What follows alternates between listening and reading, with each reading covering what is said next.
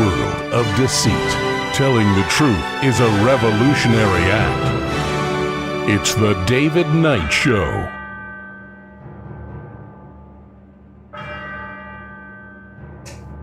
As the clock strikes 13, it's Tuesday, the 5th of May, year of our Lord 2026.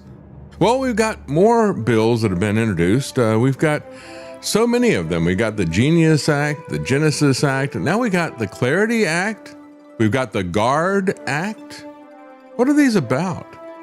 Well, it appears that they are laying the foundation, folks, for a new constitution for the new society that they want to build after 2030. And we better pay attention to this, because every one of these has tremendous bipartisan support. This isn't about Republicans and Democrats. This is some of the most conservative Republicans, the most liberal Democrats coming together to create a police surveillance state. Every aspect of it. We see this every day. Well, you can't use this unless you give us your ID or your biometrics or all this. Now they're about to do the same thing, not just with operating systems, crypto, social media, all the rest of this. Now AI as well, as they move to force people into these different disruptive technologies. They use these disruptive technologies to institute a permission surveillance state. We'll be right back. But let's begin first with the Iran war, because you need to understand, I've said several times, Trump is a one-man fourth turning. This is a global depression plus a world war, okay? But at the very least, this guy, if you look at what he has done and what he is in the process of doing, he is also one man, not just fourth turning, but also one man, four horses of the apocalypse. I mean, what are we talking about? We're talking about war, famine, pestilence with his genetic code injection. It wasn't COVID. COVID was not the pestilence. It was the vaccine that he unleashed. And the famine, as well as the byproduct of the war that he's doing, all these things together, they add up to the fourth horseman of the apocalypse, the death. This is what Trump is truly about. But let's begin with his latest lie of the day. My fellow Americans, today I have the tremendous honor of announcing my lie of the day. This lie is the biggest and most beautiful lie you've ever heard. Believe me. But Mr. President, last night you said we might be better off not making a deal with Iran. well, I wouldn't have to. I didn't say that. I said that if we left right now, it would take them 20 years to rebuild. But we're not leaving right now. We're going to do it so nobody has to go back in 2 years or 5 years. So the journalist said, but Mr. President, last night you said we might be better off not making a deal with Iran. Trump said, I didn't say that. And Daniel Dale wrote this for CNN. Fact check, Trump denied he made this remark about Iran. He made it on camera one day earlier. And here is the clip. And again, it is the day before the clip you just saw with the reporter. And yesterday somebody came up, said, sir, the tournament is great. I said, what tournament are you talking about? I'm so busy with the Iranians trying to make a good deal, and we're not going to let that happen. But they've got to make a bad deal. But if they make a deal at all, because frankly, maybe we're better off not making a deal at all. Do you want to know the truth? Because we can't let this thing go on. Yeah, we want going on endless too long. war. We have the best lies. Nobody lies better than me. Tremendous. Yeah, and of course, he does that because people say, well, wait a minute, he just said this the night before, and it was on camera. Yeah, well, they don't care what you have seen, right? We saw this when you had the ICE Minnesota murders, and you had Kristi Noem as well as Donald Trump telling everybody, well, this happened. Oh, they were stuck in the snow, and they were attacked by these people. They had to defend themselves. None of that is what happened, right? And they don't care that you've already seen video of the event and you've seen it from 15 different angles. They're going to come up with something. They're not even going to try to go and say, yeah, but if you look at it from this way, then maybe I can interpret it to say, no, they just come out with a bold-faced lie. They don't care what you have seen. Don't believe your lying eyes. Believe your lying politicians. That's the bottom line. Well, of course, if we go back and we look at yesterday was the Also the Met Gala, I think, last night. So all these people were wearing their weird outfits. And some people were trolling Trump. Said, here's Trump at the Met, the gala, the strange outfits that they have. And they've got him wearing, let's see, what is that? It's blue and white striped, and it's got a gold dome at the top. Is that Trump dressed as the Epstein Island Temple? Why, yes. So they are trolling him everywhere. This is happening, actually, I think, on Times Square. The Lincoln Project people paid for a billboard where you got Epstein and Trump and their shifty eyes looking at each other as they shift it from one side to the other. We can't let that go away. That is perhaps the lie that is not just of one day, but the lie that continues to go on and on and on. A lot of people have looked at this press conference that Melania did and the people that were involved in this. And, this is this dispute back and forth as to what was her involvement with Epstein. Did Epstein introduce them to each other? And, of course, the New York Times had reported that. It wasn't just, before Michael Wolff reported that. And so the question is what is really happening with this? Is somebody that was very close to the four of them as well, this couple, and the couple broke up, and the guy is a real sleazy character. And he is now an ambassador. I forget what country he was in. I'm not going to go into a lot of detail about it, but he's now been made ambassador by Trump. And he wound up getting Trump to send in his ICE goons in the middle of the night to arrest his former wife and deport her from the country. She's talking, it was Italy. It was Italy where she did that. She's done a series of interviews in Italy talking about Melania and Epstein, and there's zero interest in mainstream media of covering that. There's a very long article that you'll find at the Free Thought Project that's excellent about that, but I'm not going to go into that today. We've got other fish to fry. Just remember, this really is Operation Epstein Fury. That's a big part of what he's doing. Of course, the other part of it is, $200 million from one Israeli donor to do whatever they say. And when you look at what Trump is doing in terms of this back and forth of the peace proposal, regardless of what he has to say, well, we're going to have them make a bad deal. I'm not even going to look at the deal. I did look at the deal back and forth. You never know what this guy is going to say. But the reality is that he got the deal. He did look at the deal. And then he said he's going to not go with the deal. And he said that he went to an Israeli newspaper to give them an interview, to tell them that, because that's what they want to hear. And they're the ones who are giving him money. So, maybe we're better off not making a deal. As a matter of fact, he wrongly claimed that he had been speaking in jest and exaggerating when he promised during his 2024 campaign to immediately end the war in Ukraine if elected again. You think he was kidding? You hear this all the time from the MAGA cult. Oh, he's just kidding when he compares himself to Jesus, or he's just kidding when he says he's a king, and so forth. Well, certainly he wasn't kidding when he was talking about ending the war in Ukraine. He publicly made that promise on more than 50 occasions, and it was done in an entirely serious manner. Now, the people that he's trolling are the cult that is there. They're the ones that he's trolling. During his 2024 campaign, as a matter of fact, he falsely claimed that he had never said lock her up about Hillary Clinton.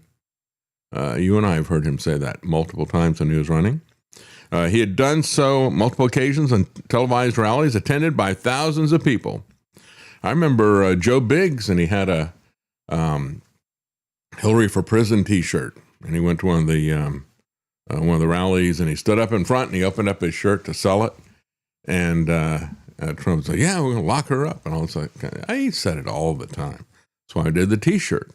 Maybe he thought Joe Biggs was a woman, and he was saying, we're eventually going to lock her up, because that's what actually happened. I don't think anybody ever mistake Joe Biggs for a woman. Yeah, Joe, if you hear this, that was just a joke. I hope. Yeah. Joe seems to be doing well, and I'm really glad to see that. That's good. Yeah, he did. He was responsible for getting Joe Biggs locked up and a lot of other J6 people. He turned his back on them. He could have pardoned them because they did it to support him and to support his contention that the election was rigged. Yes, the election was rigged. Every election is rigged, folks. It's rigged by the parties who do the gerrymandering. It's rigged by the parties who make sure that independents and third parties can't get on the ballot, and they choose who their candidates are going to be. And they make sure that only the people that they choose are allowed to participate in debates. It's rigged in so many different ways. There was nothing new about that whatsoever. And so, yeah, he's out there and he's saying that we have to, he's out there threatening them again. Well, I wouldn't have to. I didn't say that. I said that if we left right now, it would take them 20 years to rebuild.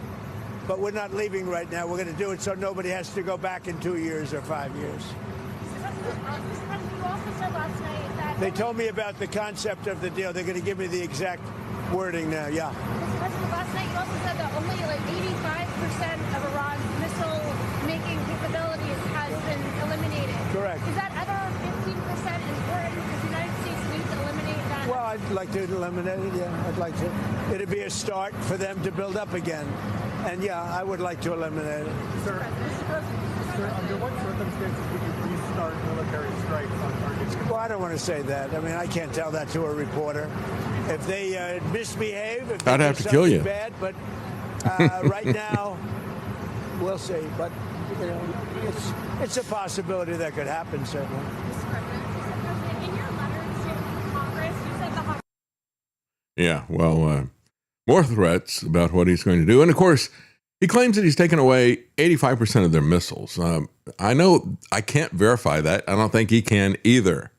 What we do know is that he's taken away 85% of his support, approximately.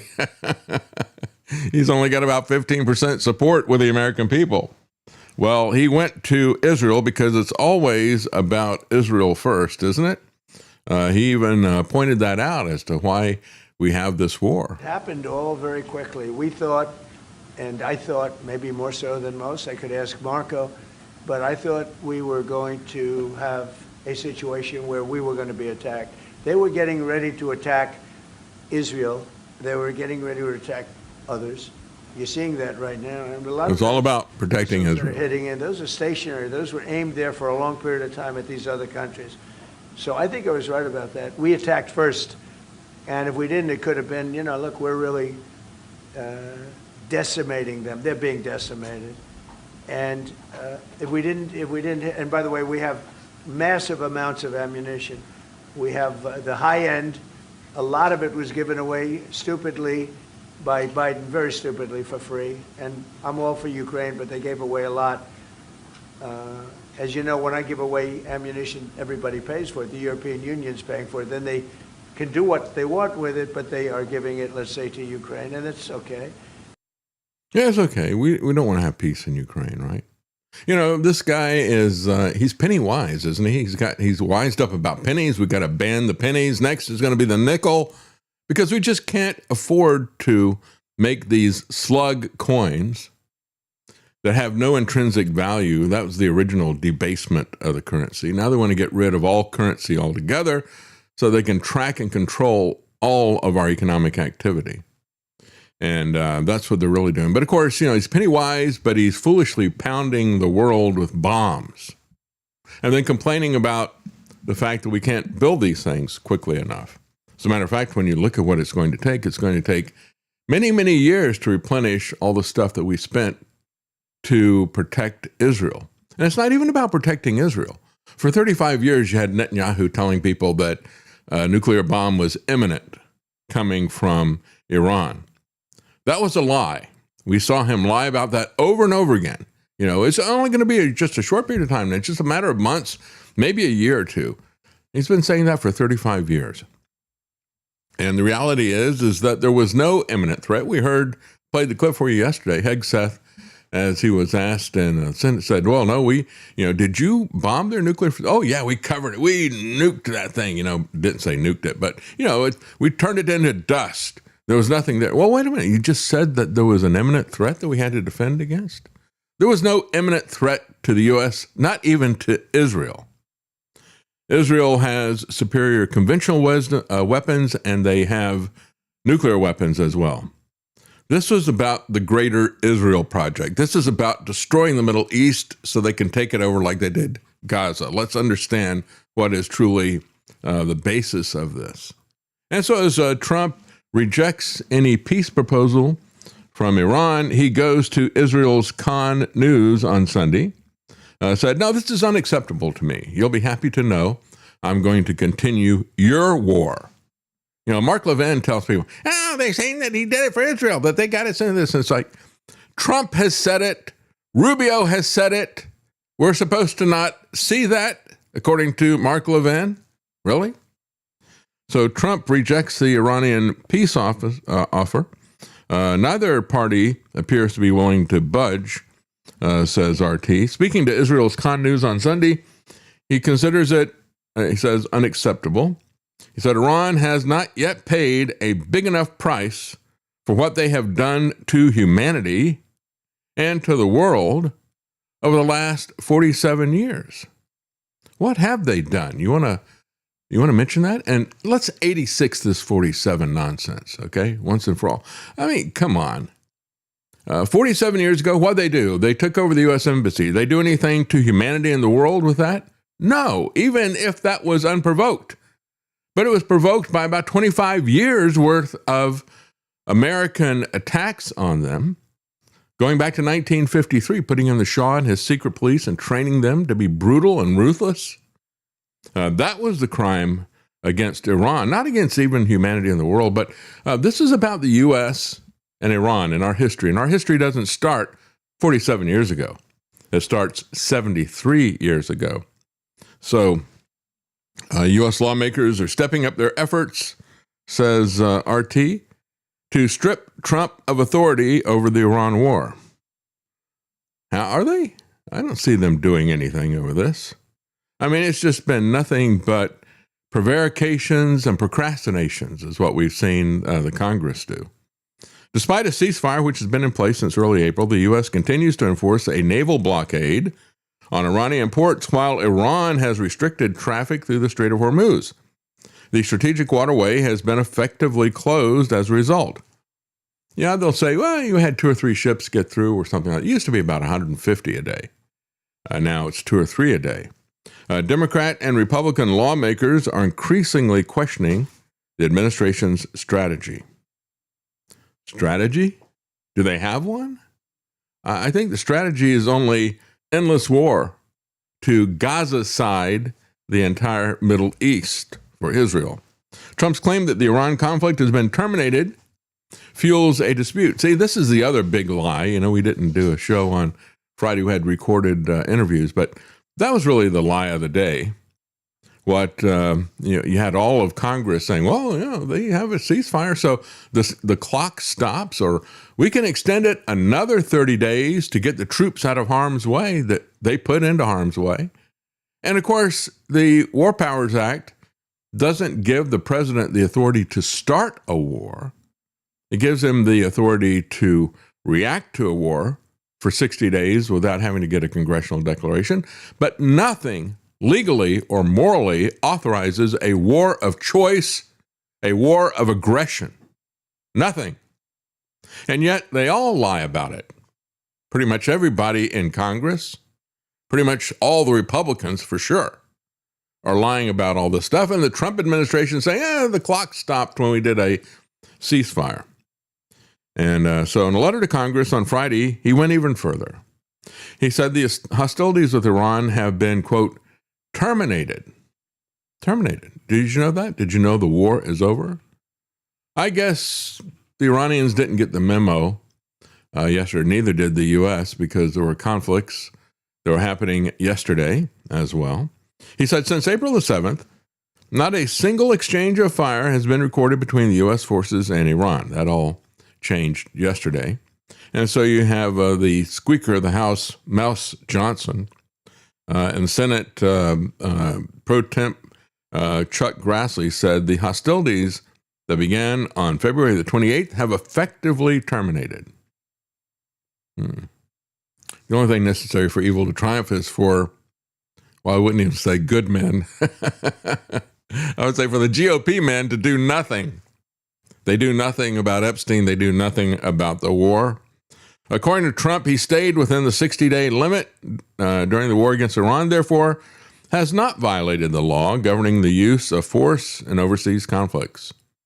Yeah, you know, he said at one point in time, you're going to be so tired of winning, you're going to say, let's not win anymore. Well, I think what he really meant to say was, you're going to be so tired of my lying, you're going to say, please stop lying to me. We all know you're a liar, and we've established that over and over again. Why bother with the effort? We don't believe a thing he has to say right now. And then you get to Chuck Schumer. Trump is even making Chuck Schumer look good because Chuck told the truth about Trump. Chuck versus Chump. He said, this is all nonsense. He said, this is an illegal war, and everyday Republicans remain complicit and allow it to continue as another day that lives are endangered, chaos erupts, prices increase, while Americans foot the bill. Vote for us so we can do the same thing. That's the reality. They don't want to stop. This is just partisan opposition. They're not really opposed to chaos. They're not opposed to lives being endangered. They're not opposed to price increases, tax increases, and sticking Americans with the bill. They're not opposed to any of that. So we're in a ceasefire right now, said Hegseth, which in our understanding means the 60-day clock pauses or stops. I don't know that Hegseth has any understanding. I think he doesn't understand any of this stuff. He just says what Trump tells him to say. I do not believe the statute would support that, said Senator Kaine, citing serious constitutional concerns. Constitutional concerns? Come on. The Constitution is obviously a dead letter that has been burned and buried long ago. As a matter of fact, there's a great article on Mises talking about the fact that we are in the version number 4 of America. we got rid of the Constitution a long, long time ago. I think it's still worth talking about it because I think it's still a great framework. And I think that it highlights the fact that these people who rule us have no legitimate authority. They are tyrants. They have a lot of power, but they have no authority. And we always need to make that distinction. That's why I talk about the Constitution. They don't care about it at all. As a matter of fact, as I pointed out at the beginning of the program, they're very busy writing a brand new Constitution for a police state. And they've got a lot of new laws that are going to be the basis to use this disruptive technology to disrupt our lives and to turn our society into a permission-based society where the police surveil and track everything that we do. Yeah, that is what they're working on right now. So Mike Johnson backed Pete Hegseth's view. Well, of course he does, because they're both sycophants. He says, we're not at war. We are policing the Strait of Hormuz. Oh, so it's a police action. It's not a war. Yeah, we heard that from Democrat Harry Truman, didn't we? With the Korean War. Notice nobody ever says the Korean police action. Everybody knew it was a war. Everybody knew Truman was lying. He was the guy who basically put in place the national security state. He created the NSA by executive order. He promulgated the CIA and all the rest of the stuff as well. And he started creating the national security state. America is the world's policeman, where we do whatever we want anywhere, and we don't ever declare war. We forget about the Constitution. And so that's where Mike Johnson is now. As I said, the Republicans of today, the Democrats of my youth. The Democrats of today are the Marxists of my youth. And they're both pushing us towards a new thing, a technocracy. Well, you know, it was kind of interesting. Old Mike Johnson, as they're talking about passing FISA and how it was necessary to do that. And when he was talking about what ICE is doing in various places, you know, he complains about the fact, the absurdity that we would ever think that you should have search warrants. Imagine if we had to go through the process of getting a judicial warrant, an additional warrant to go and apprehend people who we know are here illegally. How much time would that take? We don't have enough judges. We don't have enough time. It would take decades probably to do that. The people who are advocating for that don't want any immigration enforcement. They do not. And so, of course, now they don't want to have warrants. You know, if you opposed what ICE was doing, it's because you didn't want to have immigration enforcement. But now this guy turns around and says, we don't need to have warrants to spy on Americans. You know, under the FISA Act, we're going to extend it not for 1.5 years that Trump demanded, but after having demanded that it be removed, and he gets in power, and it's like, oh, I like the ring of power. Feels good when I put it on my finger. And so now he wants it not removed, but he wants it extended for 1.5 years. Then they wind up extending it for 3 years, thanks to that guy who says, we can't bother with warrants. Let me tell you something. The Bill of Rights is there to protect our God-given rights. And if we are going to allow the government to expedite things for its own purposes, then we wind up with no rights whatsoever. The Bill of Rights was there designed as an impediment to what these people are doing. We don't want to make it easy for them to do that. And of course, the flip side of that is that you're going to have some, if you go with due process and you have strict rules about how the government can accuse and try and punish people, if you have those strict rules, guess what? You're going to have some people who are really guilty who are going to go through, are going to use those rules, game the system, and get away with it. And if you react to that by saying, well, we're going to get rid of those restrictions on government because I want all the criminals to be punished, that's still not going to happen. What you're going to do is turn the government into the biggest criminal, the biggest domestic terrorist you have ever seen.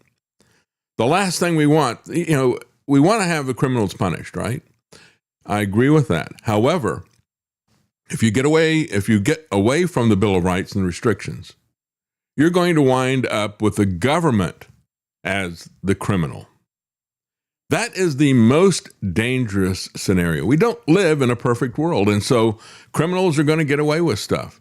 And the criminals will get away with stuff if you have the government coming after everybody else. They still will get away with it. It'll be the innocent people who get caught up in this stuff. If somebody is a criminal, they're going to be gaming this system. They're coming in offensively with this kind of thing.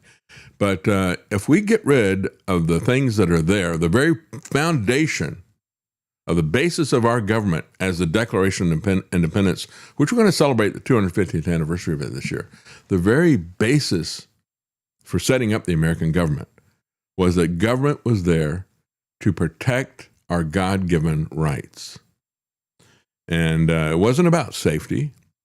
It was about protecting our God-given rights and making sure that government doesn't become the biggest destructor of those rights, because that's what it always tends to do.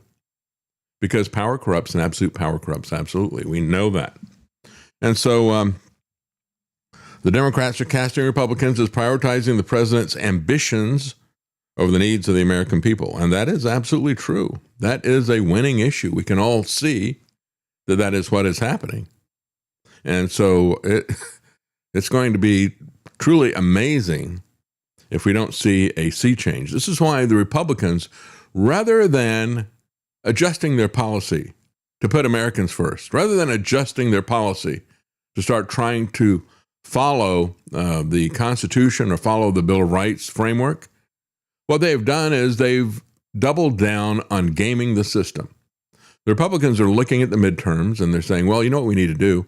We need to do more gerrymandering, just more corruption. We need to outgame these people. We don't need to do the right thing. We don't need to try to help Americans. No, we need to rig the system more in our favor. And that's what they're doing. And if there isn't a massive sea change in the fall, it'll be because they've been very successful at gaming the system through the two-party system, through the gerrymandering, through the electronic voting, through the vote by mail, and all the rest of this stuff. Both parties are gaming the system rather than listening to the people. They don't care what we want as long as they can rig the elections. So you've got a couple of Republicans who have broken with Trump publicly in the Senate. Really only Rand Paul, but Susan Collins is saying, and Lisa Murkowski are saying they might break with him because they're living in states that are predominantly Democrat. And so they don't want to be seen as being too close to Trump. But it remains to be seen if they'll actually grow a spine and oppose him. Meanwhile, as Reason Magazine points out, there are civilians across the Middle East. They said, when we look at this war and how they're affected, and they looked at people from Iran, from Israel, from Lebanon, from Kuwait and Dubai and all these different places, they said there is a fear that settles in your heart. As one Iranian woman texted to her American relative, she said, now they're hitting everything. Nowhere is safe. Think about that. Think about not only the corrupt, immoral way, illegal way, unconstitutional way this war began, but think about the immorality of how it's conducted. Not only initiating a war of aggression, but deliberately targeting civilians. And Trump has said this over and over again. We'll wipe out their entire civilization. Where's he getting these kinds of ideas? From Netanyahu, who's done it already, right? This is, these people are living in they're the ones who are feeding him all this information. They're living in his head. He's listening to people like Mark Levin and Netanyahu, and he is doing total war. We're going to kill all the civilians. And not just start the war, but we're going to focus on civilians. Most Americans have fortunately never seen war firsthand, writes Reason. And most of those who have, were typically troops who were sent to fight far away. War in your hometown is a strange experience, especially a modern air war without front lines. Things you take for granted, from electricity to the freedom to go outside, disappear. Life's soundtrack becomes sirens and explosions. The danger feels distant until it isn't. Death comes seemingly at random. Let me just say that Americans have been blessed to follow God and to have a legacy of that. And God has blessed us with peace here in America. When we continue to do these immoral acts, we are storing up wrath, not only from God, but also from the people that we're attacking without justification. These chickens are going to come home to roost. This wrath that we have been storing up, these, sowing into this whirlwind, well, that whirlwind is going to come for us one day. And as you see technology changing, as you see hypersonic missiles, as you see nuclear cruise missiles, nuclear in the sense that they are nuclear powered and can stay in the air indefinitely. As you see all these different changes in warfare, you see the changes in artificial intelligence, you see the Pentagon leaning on this, and I believe it will be a crutch that will pierce our own hands when we lean on artificial intelligence. But it's going to become a cyber war. There's going to be drone warfare, and the ocean that has protected us on both sides is not going to protect us in the future. So we are sowing the seeds that are going to haunt us in the future. On February the 28th, during a U.S.-Israeli surprise attack, missiles hit the elementary school that we all know about in Manab, and also in a gym. 2 towns on the Iranian coast. This person that they interviewed here, Reason Magazine, had a daughter that was in the high school volleyball team practicing at the gym. He rushed over when a neighbor told him about the attack. He said the injured people were bleeding heavily. Some had lost consciousness on the ground. Others were screaming without stopping.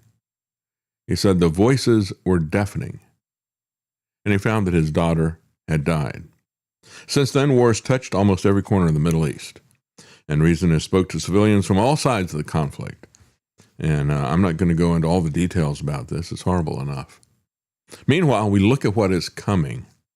As I said at the beginning of the program, Trump has been a one-man fourth turning, global depression, as well as global war. Now he is really a one-man version of the four horsemen of the apocalypse now as well. War, famine, that's what we're going to talk about now, the famine, as well as pestilence with his genetic code injection, the mRNA stuff. And all of those add up to the fourth one of death. Chef Jose Andre warns of multiple-year world famine from the Iran war. He's a founder of something called the World Central Kitchen. He believes the war could cause a silent collapse of the global fertilizer trade. Yeah, we've talked about this from the very beginning. Not only the ability to grow food with the fertilizer that so many people depend on, but also, and it's the kind of food, the big, massive agricultural grains and things like that that are kind of the foundation, not necessarily what is good for us to eat, but what we do eat.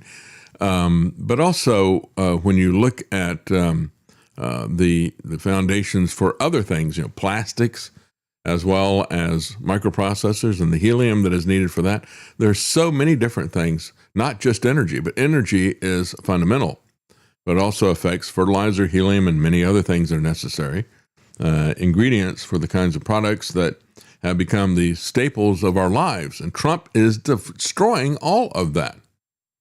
So he's been warning people to stop looking at the oil tickers and start looking at the soil.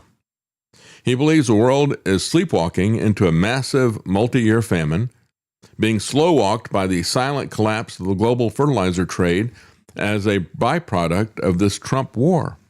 I foresee a very big increase in the famine across the world by the fall of 2026 and 2027, he said.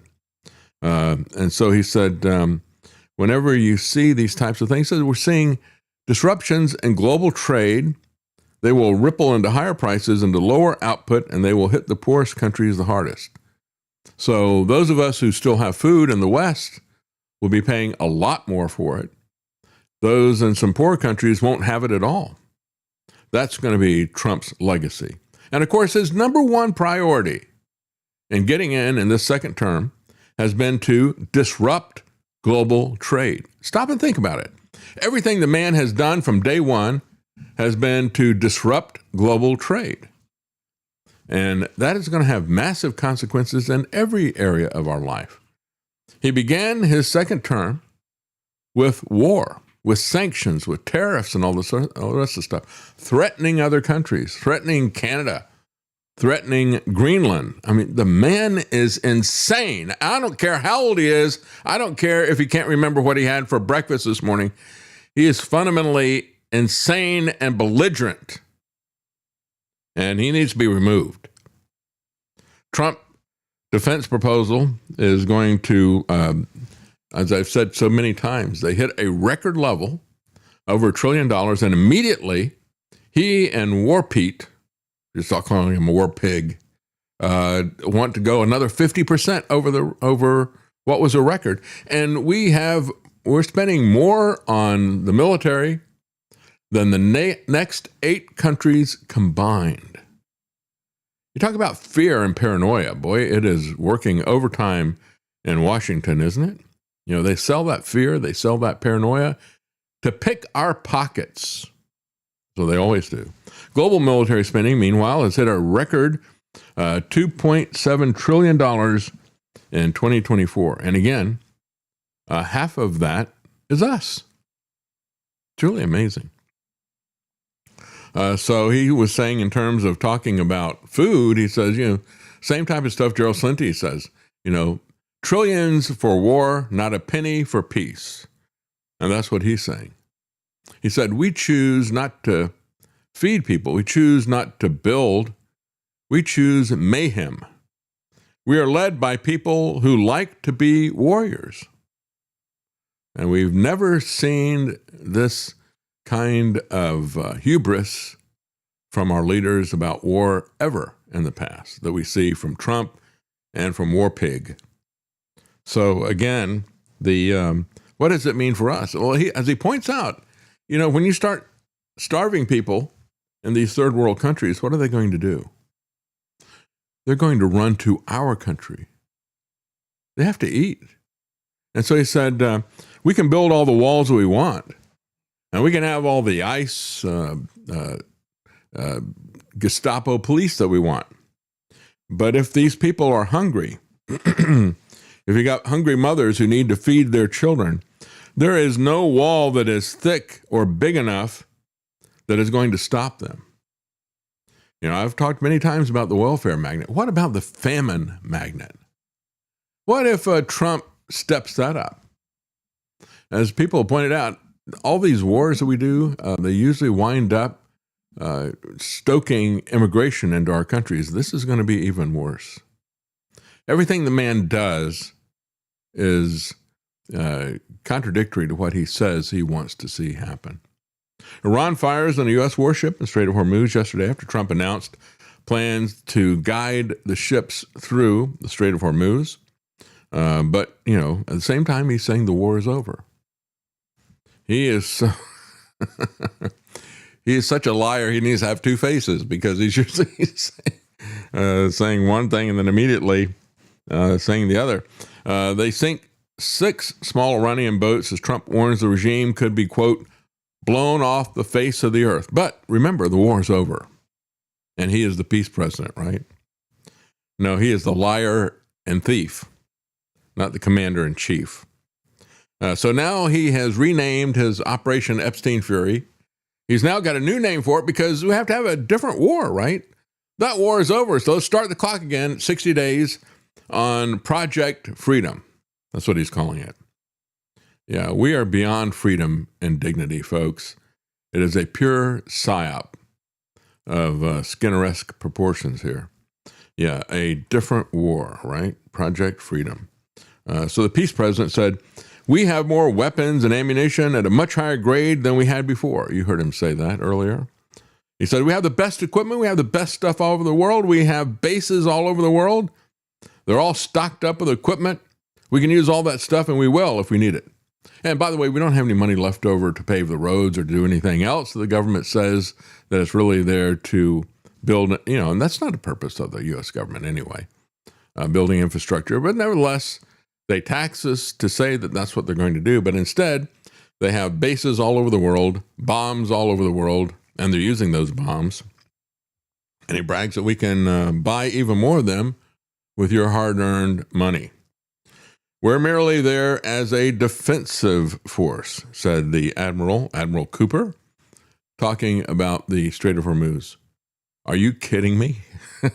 We're there simply as a defensive force? Does he not remember what happened 60-something days ago? We're not defending anything. You are the aggressor. You are the attacker.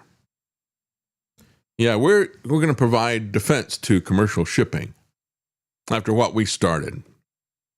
There are hundreds of ships from about 87 countries that are stuck in the Persian Gulf. And as I said before, usually it's about 150 or so a day. But they got stuck there because it was a surprise attack. We didn't tell anybody. We didn't tell our NATO allies because we only have one ally that matters, and that's the Zionist Israelis. Yeah, they knew. They were the ones who did it, and we did it to back them up. As Zero Hedge article points out, I said it, from the Venezuelan thing with Pirates of the Caribbean. Yeah, it really is Trump. Now they're saying Pirates of the Arabian, right? And they point out, they said, they quoted Trump again, and we talked about this yesterday. It's a very profitable business where pirates, American naval power in the Arabian Sea is now being used in ways that mirror the practices that it was once built to suppress. Yeah, we have become what we fought, pirates. And Israel, meanwhile, has become what they fought, master race Nazis. Truly is amazing. Yeah, and I guess we kind of forgot what this is all about. And yet you have Mark Levin, who is raging about, doesn't anybody remember the Holocaust? Yeah, we do. Against Jews in We can't forget because you're trying to reenact it. Jews in the United States are through the roof. Does anybody care about World War II and the Holocaust anymore? We're supposed You to keep reminding us by what you're doing. hate Netanyahu. The Jews got us in this war with Iran. The president has said over and over again, BS. I make the decisions as president of the United States. But the Trump... You know, he just, unfortunately for Mark Levin, these liars just keep getting overtaken by the events of the day. Rubio said it. You heard Trump say that as well.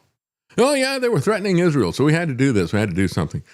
They drug us into this, said Rubio. They drug us into this, said Trump. And yet Mark Levin says, no, he didn't. He's his own man. He does whatever he wants. Yeah, that's right. And he does whatever we pay him to do. So then you have Chris Rollins, who says, this is all a very savvy move by Trump, says this sycophant.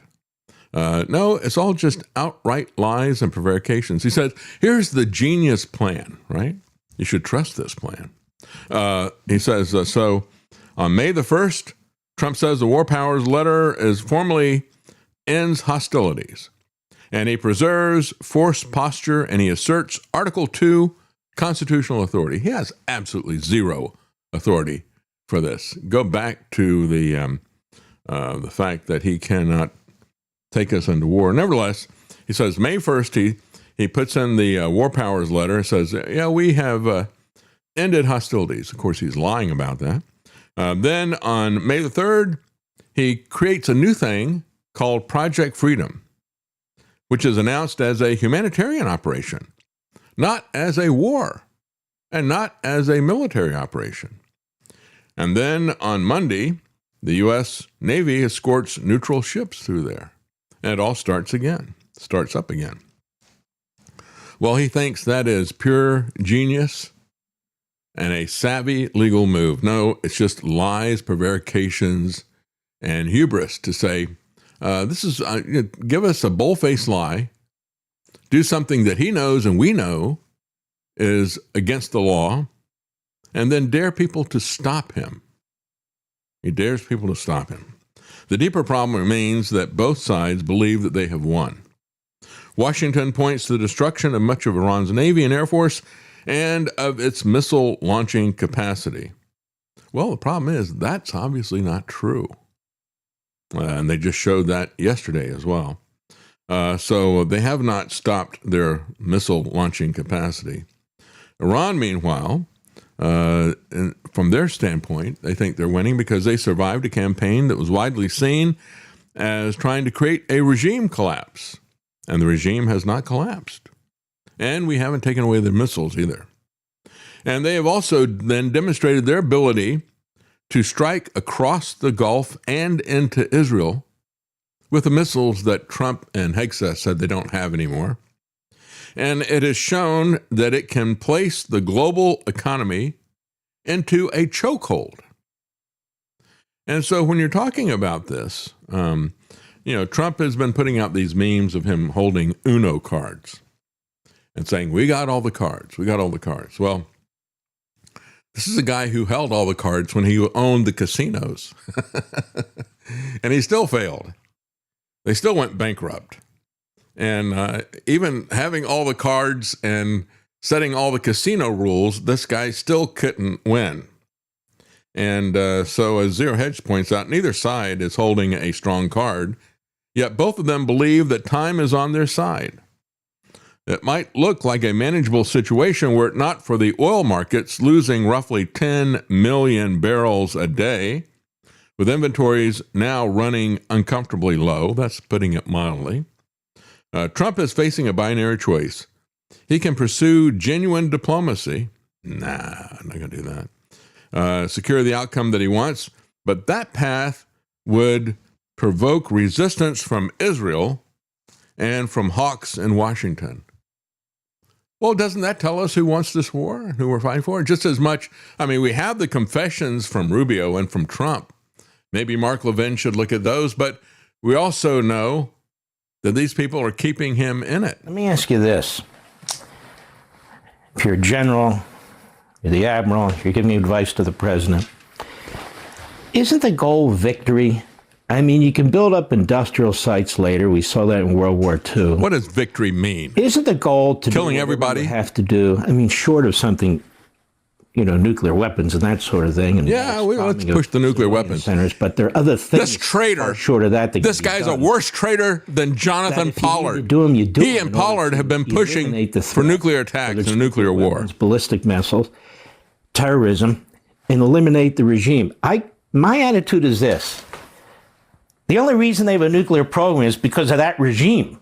And the only reason I have the ability to Yeah, well, they got a nuclear program now, and what you have done is you've demonstrated to every country that the only way that they can avoid being attacked by your country, Israel, and by the United States is to have a nuclear program. So everybody needs it now. And Iran is doubling down on this. They had a leader that you killed who had put a fatwa out against nuclear weapons, who had inspectors in to show that they weren't doing nuclear weapons, which Israel will not do. Everything about this is a lie. And as I said before, this guy, and I think it was, his son-in-law, I think, was the one who was taking Jonathan Pollard around to Mike Huckabee, Mark Levin's son-in-law. And Mark Levin and Jonathan Pollard have been pushing nuclear war with Trump, to have Israel use it or to have the U.S. do it. That's what total victory means for these guys. Well, when we look at Trump, he is just pathetic. As you look at yesterday, the White House is putting out these garbage memes. Here's one of them here. Look at that. Trump in a suit of armor dressed up like the Mandalorian. Give me a break. I think, we talk about POTUS, President of the United States. We talk about SCOTUS, the Supreme Court of the United States. We even talk about FLOTUS, First Lady of the United States. Maybe we should lump the White House into a category and call it COTUS, cosplay of the United States, because these people are heavily into a fantasy world. As a matter of fact, he puts out all these heroic memes and some other ones that have to do with Star Wars. Some people put out Jabba the Trump, which is a lot closer to reality. And when he puts out memes that are blasphemous, actually, he put this out, he retweeted this. One person said, they're persecuting Trump more than they persecuted him. And they show a picture of a representation of Christ on the cross. And what they do is they change his face to Donald Trump. This is sick idolatry. I'm sick of these MAGA people. I'm not going to cut them any slack. And so somebody pointed out, well, they keep putting out these memes. There's Trump with his eagles behind him and his big gun biceps and everything, and a wife beater shirt exposes his arms and shoulders. They said, but this is the reality on the left side. Yeah, he's a 78-year-old man, and there he is without his orange makeup and all the rest of that stuff. That is the truth. And of course, if you're going to try to play in these AI wars, there's going to be a lot of people who are going to do a better job than the White House. Real quickly. The force binds us, Donald. You, me, the list. There's Jeffrey Epstein, yeah. Jeff, is that really you? No, I'm Palm Beach Pete. Of course it's me. Jeff, the Judaic Council wants me to start World War III. I don't know if I can. You can, and you will. You are the chosen goy, Donald.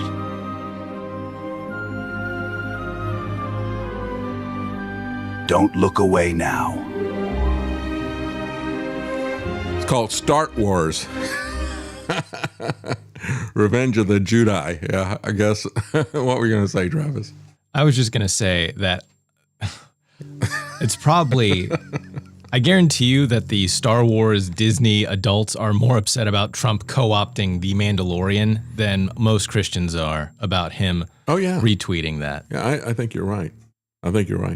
Yeah, and when is Disney going to come in and enforce their copyright stuff on him, right? Now, I wouldn't mind if Trump went to war with Disney. You can go ahead and bomb that place off the face of the earth. I won't shed a tear. That's right. Well, as Zero Hedge, when they talked about Pirates of the Arabian, they say pirates also have a habit of breaking deals. Yeah, because Trump is nothing but a liar. Over the past year, European policymakers persuaded themselves that a durable bargain with the White House was possible. That belief produced the Turnberry deal, a one-sided concession that was presented as a truce to stabilize the transatlantic trade. Well, this weekend, Trump said that he will raise his Section 232 tariffs on European car imports back to 25% from what was agreed upon just a couple of months ago. They agreed that it would be 15% when they did the Turnberry deal. Now he's just arbitrarily taken it up to 25%. This, folks, is why we have the restrictions. We don't want to allow one person to set tax rates or tariff rates, because tariffs are taxes. We don't want one person to be able to drag us into war, because when you look at what Trump is doing, he is a one-man destruction team. And it's because the Congress, especially the Republican Party, has just given him the keys to everything. Do whatever you want. There's no restrictions on anything that you want to do. The founders created a framework where you don't allow all power to reside in one person. Trump wants it. His people want it for him. The Republican politicians want it for him. And he's bragged about it. I'm going to be a dictator, but I'll be a good dictator. And I'm going to do it for a few days. And he's done it. He continues to do it. He's never going to stop. Underlining how little its own deals constrain it. Now, we're talking about the Trump regime as it. Okay, it's about this guy. This guy who is a liar, a thief, a traitor to his family, to his wives, as well as to his country. I said that about him to begin with. I said the man is faithless to his promises to his wife in a way that we typically don't see it. I said that before when he was running in the primaries. I said, you look at the pride parades, and it was kind of interesting because most of the time people are not proud of their sin, but they were with their gay pride parades. But I said, you don't typically have parades where people parade. You don't have an adultery pride parade, right? Unless you're Donald Trump. If you're Donald Trump, you do make a parade out of your adultery. You do make a parade out of kicking your wife to the curb, which is what he did. And of course, they did a movie about that, The First Wives Club, which was a dig at Donald Trump, just like Back to the Future was a dig at him with Biff. We got the guy that people have been making movies about directly and indirectly as a scoundrel. He is the guy who is in the White House now.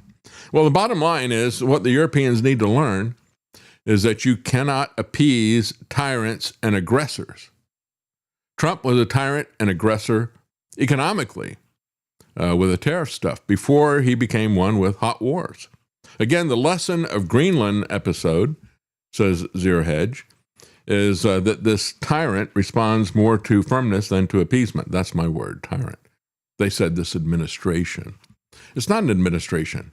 It's a tyrant with his regime. Europe has options as well, though. It has a list of 93 billion euros in retaliatory tariffs that were suspended after Turnberry. So if Trump is going to then ignore that deal and say, well, instead of 15%, we're going to jump it up to 25% because he didn't like something somebody said about him or to him, they've got weapons that they could use as well. It also has the anti-coercion instrument, the so-called trade bazooka, which allows restrictions on U.S. investment, even the withdrawal of intellectual property protection. So the question is whether Europe is willing to follow China's lead on this. But again, Trump's sanctions and his tariffs were and remain acts of war. He can't be trusted with a treaty.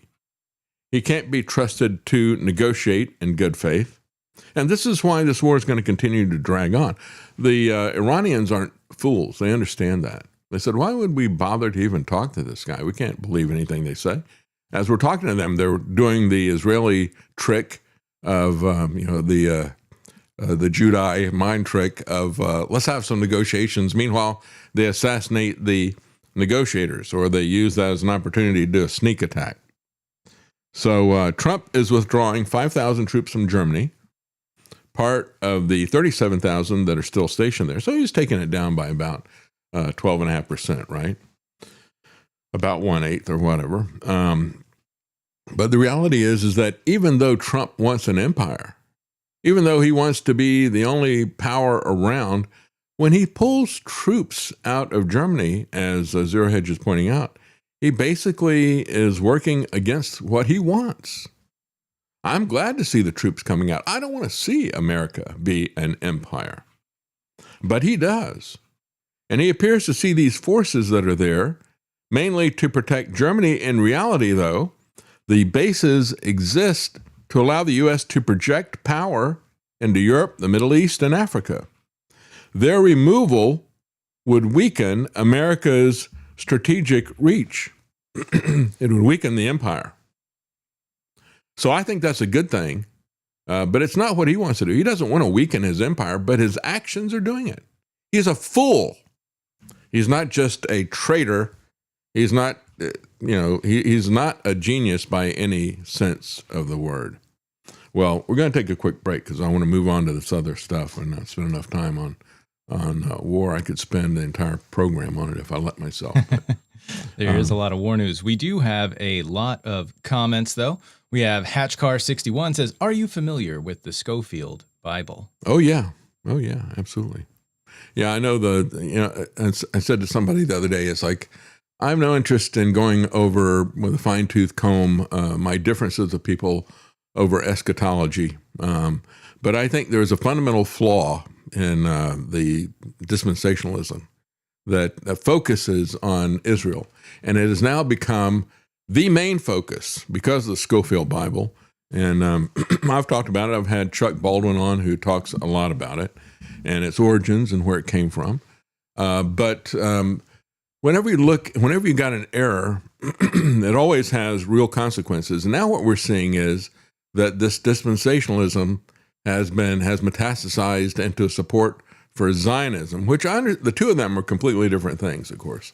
Dispensationalism is a framework for which people use to try to understand the Bible. I disagree with that framework, but now what has happened is that it puts so much emphasis on Israel that it removes that emphasis from Christ. And it's resulting in an idolatry of a political state. That's what Zionism is about. And so you can't even criticize that political state without now being charged with being anti-Semitic or racist or whatever. But the real issue with this is that it is idolatry, and it is focused on, it misrepresents Christ's work. It misrepresents who the chosen people of God are. The chosen people are not determined by genealogy. That was clear, made very clear in the New Testament. It's the people of faith who are God's chosen people. And faith in what? Faith in who? Faith in Christ. That's what makes people God's chosen people. And so it is a misdirection that is having some really horrible fruit, even in politics and war. But it has had horrible spiritual fruit as well. So yeah, unfortunately, I'm familiar with it, yes. We're all a little bit too familiar with it. Not a fan. Patty Wax says, "What's so bad is that the people contributing so many of the pokes at Trump are equally total scum, communist-owned revolutionaries, others just seeking power for themselves." Chuck Schumer, for example. Yeah. Every word that he said that I read for you was absolutely true. And that's one of the things that Trump is doing. He is strengthening the Democrat Marxists that are out there.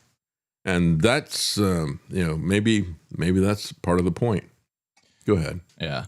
Communist-owned revolutionaries, others just seeking power for themselves. None of these people give a flip about you, me, liberty, freedom. They just want power and fame as well. That's right. Yeah. And that's why you would never see me out at one of these No Kings protests. The vast majority of these are mentally stunted leftists that would immediately seize power and put the boot on your throat worse than anyone else would. That's right. The most authoritarian, obnoxious person you can imagine is a middle-aged woman on SSRIs that wants you dead and would laugh if you died. Well, when you protest one tyrant, you got to be careful that you are not enabling another. That's the bottom line. Yep. So, yeah. Guard Goldsmith. And of course, you can find Guard at Liberty Conspiracy, 6 p.m. on Rumble and Twitter. Go check him out. Says, curiously, Hegseth told a reporter yesterday that the U.S. wasn't acting based on Israel's intentions, yet the Trumpers also said they acted because they thought Israel would attack and Iran would respond.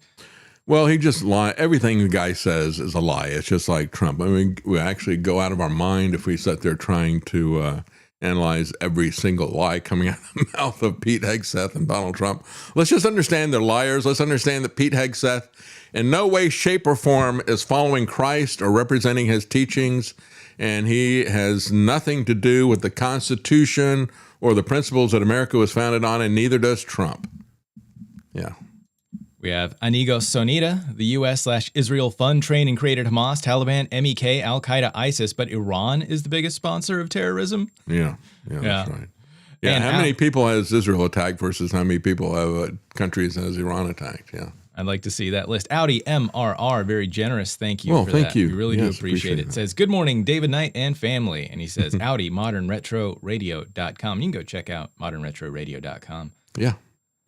Sydney Falco says, I watched my dad struggle with illegals in the construction industry, so he pushed me to become a software engineer. Then I watched the H-1Bs outsourcing take my work under the guise of AI. That's right. Actually, Indians. Because that's what they do in a lot of this early stuff. They have an army of low-paid workers in other countries that, they're not, you don't have AI that's sitting there totaling up the stuff that you're putting in your grocery cart. It was actually, that Amazon claimed, it was actually a bunch of Indians who were being paid to watch everything she did and total it up. So, yeah, it is. And, of course, we keep being reminded, as I played the clips yesterday, Ben Shapiro said, hey, we need these H-1B people because you Americans just aren't good enough. And we're going to come and take your country away from you, just like we've done in so many other places. And if you can't afford to live here, maybe you should go somewhere else. We've got to get over this notion just because you were born in America that you have any birthright to be here. This actually belongs to Ben Shapiro and his pals. And they're going to make sure you understand that.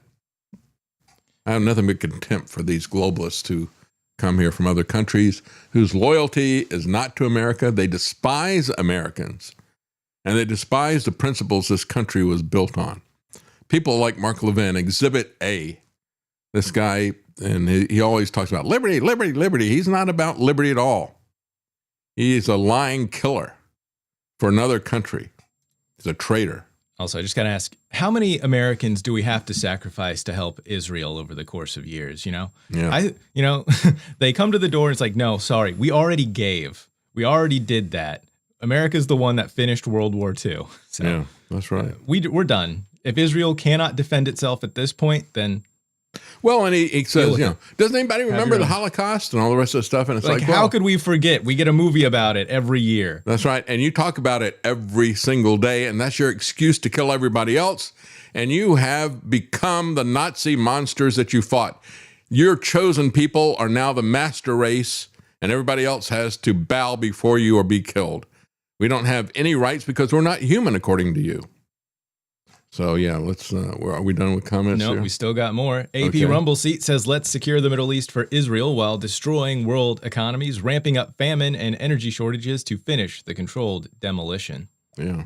And Tony Salvo, does Hegseth think this is Call of Duty? You can't just pause the war that we started and has killed innocent people. LOL. Our biggest issue, though, is arresting Comey, not Lutnick, Gates, Fauci, etc. Yeah, I know he does think this is Call of Duty. All of life is a video game to this guy. It really is. And Pesanovante 1776, there's only one thing worse than an ultra-Zionist warmonger, a compromised ultra-Zionist warmonger.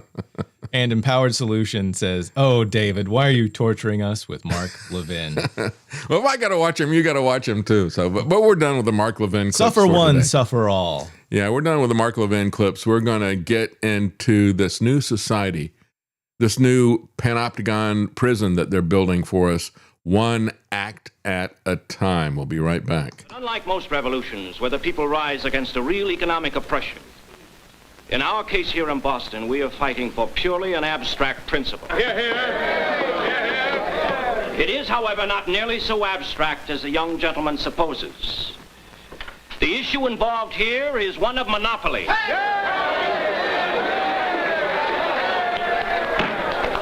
Today, the British government will monopolize the sale of tea in our country. Tomorrow, it will be something else.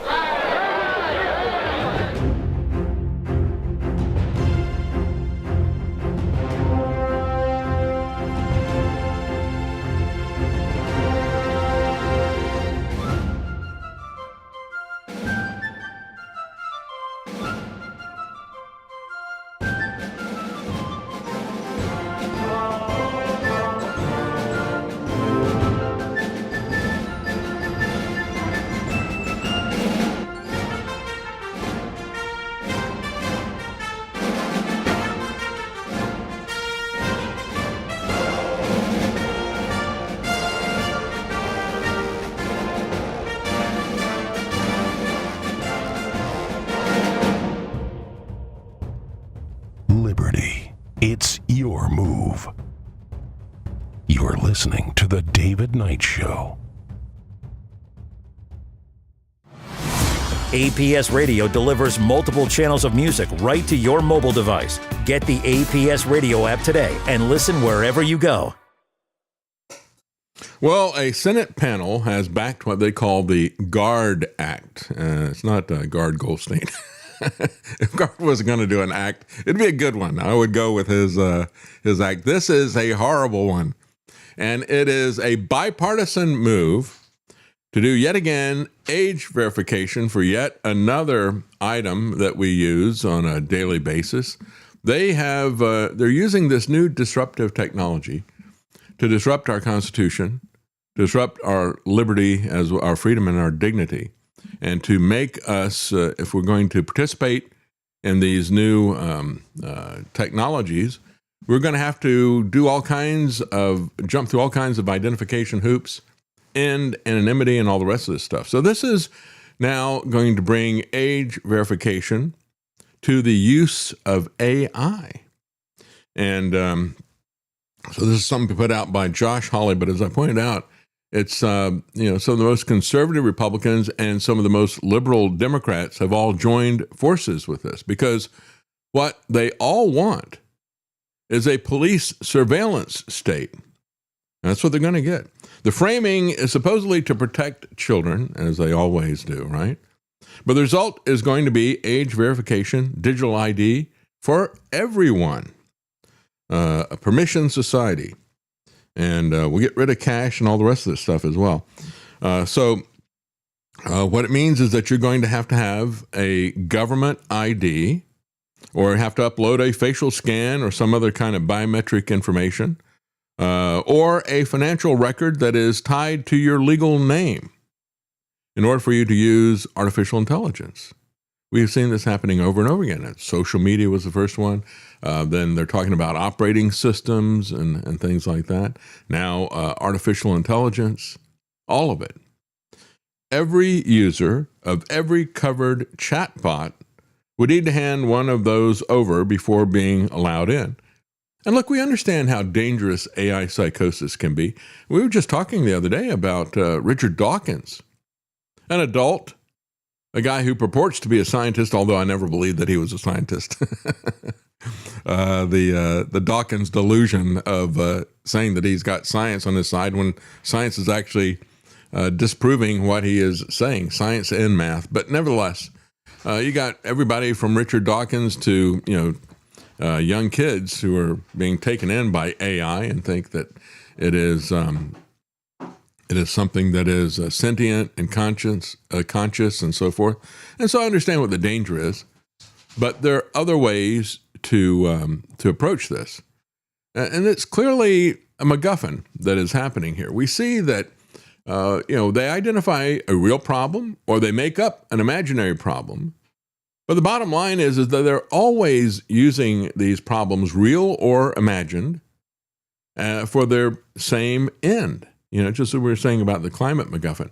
Starts out as global cooling, then it jumps to global warming, then it's now jumping back to global cooling, according to Al Gore. But it doesn't matter whether we're going to turn into a block of ice or whether everything is going to melt. We still have the same solutions. That means that you've got to get their permission to do everything. You're going to have all kinds of activities banned, as well as the kinds of food that you want to eat. It's all about total control. And they'll always come up with some kind of an emergency, which is what Trump is always doing. Well, we got an emergency, real or imagined, so now I've got the ability to issue executive orders and act like a king. No, but this is what they're both doing, bipartisan, Democrats and Republicans. The bill defines an artificial intelligence chatbot as any service that produces new expressive content or responses that are not fully predetermined by the developer or operator, and that accepts open-ended natural language or multimodal user input. This reaches, however, way beyond the idea of just a chatbot. It will also cover service bots, search assistants powered by AI, homework helpers, general purpose tools millions of adults already use without proving who they are. So, by the kind of language that they have here, it is by extension going to have a massive reach. And I'm going to give you an example of this and how this actually works against efforts to protect kids. Senator Richard Blumenthal signed onto the bill along with Senators Mark Warner, Chris Murphy, Katie Britt, and Mark Kelly. So again, we see some of the most conservatives as well as some of the most liberal people signing on to this because this is a bipartisan MacGuffin to turn us into a permission society for the purposes of surveillance and a police state. The bill includes data minimization language. It also requires periodic re-verification, which means that you'll have to go through this process even after you've told them. You'll have to go through the process again and again. So it won't just be a one-time process. All of these options are surveillance infrastructure, as Reclaim the Net points out. They say they want to safeguard Americans' most secure documents. Well, if you want to do that, you need to reject this GUARD Act. It would force AI companies to collect and to store highly sensitive personal data into honeypots that are ripe for cyber criminals to exploit through breaches, through identity theft, and fraud. And I'm not worried so much about the cyber criminals as I am the government criminals who will be using all of this information. Age verification vendors have been breached repeatedly, exposing the government IDs and biometric scans of millions of users who handed them over in order to access entirely legal content. The GUARD Act would multiply those targets by routing every AI interaction in the country through similar collection systems. If a teenager is asking a chatbot for algebra help, it would need to be cleared through age verification, and so would the adult sitting next to them. A customer trying to fix a billing problem through a company's automated assistants would face the same identity check. And so as this AI is metastasizing throughout all these different systems, now they want to use that because it is metastasizing through everything. They want to use that as a hook to force you to give them an ID, saying, well, we have kids who are interacting with this and it can be dangerous for them. And so there'd be ways that we could do that. But they don't even care about parental opinions because you can't get around that with a parental permission slip. So they're not going to let parents decide either. There is a $100,000 per offense penalty, which basically is going to shut out smaller developers, just like we talked about with the operating systems and other things that were happening out there. The purpose of all these things, the big fines and everything, is to make sure that they're not going to have any competition from new people, from smaller people. They're going to outlaw that. It'll still happen, but it'll be black market, and everybody will be always facing the threat of arrest. And so this is just as we always see with regulation. It's always the large companies that will be helped by this because they'll be able to absorb all of this verification infrastructure cost, and it will push the other people out. You know, we saw this with the with what Elizabeth Warren did with banks, for example, right? After the 2008 crisis, it's like, well, we need to really tighten this up. We need to have a lot more paperwork for people to be able to get a loan. And what that did was that basically made it impossible for some of the small banks and lenders to issue mortgage loans. And they started going out of business. And all that, the extra regulations, the extra paperwork was something the big companies could comply with, but the smaller ones could not. So it's basically bankruptcy by regulation. And that's what we're looking at here for people who would compete against the biggest AI people who are out there. The bill isn't promoting parental supervision either. The legislation contains no parental consent mechanism that would let a parent decide their 15-year-old can use a homework chatbot, which I'm fine with that. But consider the fact that you've got Melania out there pushing AI on kids. This is going to be the basis of education. Well, if it becomes the basis of education, and it could, but what it would also require because of this, it would be the basis of kids being trained, most importantly, from an early age, that there is nothing that can be done anonymously, that they will identify themselves to government for every single activity they want to do. And I've said this about the metal detectors in schools, the lockdown stuff that was happening. I said it when it was happening in the 1990s. I said they're conditioning people for a police state. And then what do we see? We see Trump in 2020 doing a lockdown of the entire country. And a lot of the people who were most complicit with all that were the younger generation who had been going through all these different lockdown rules, metal detectors, and all the rest of this stuff, which started well before 9/11. They were conditioning people for the police state that they had planned.